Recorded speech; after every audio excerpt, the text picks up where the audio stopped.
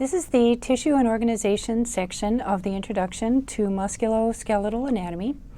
As always, we'll have 5 objectives. Each of the objectives is something we hope you'll be able to do by the end of the modules. So these are active things, they're explaining, they're describing, they're things that you'll be able to put into practice at the end of the module. The first objective is to describe the basic components of cells.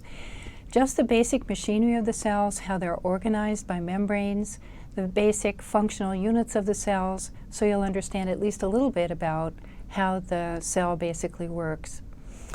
The second objective is to explain the general principles of light microscopy, not in too much detail, but only enough so that you understand when you're looking at slides of actual tissue, the process by which the images were generated.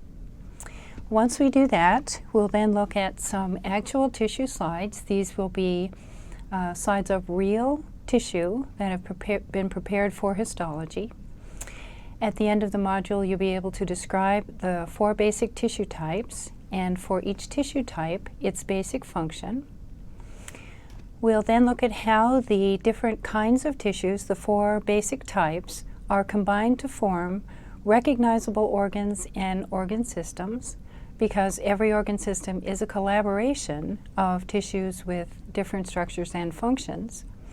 And finally, we'll look briefly at an overview of the 8 organ systems of the human body and their basic functions, mostly with an eye to having you see the place of the systems that we'll look in more detail in the general scheme. As always, we'll be starting this module with a review question.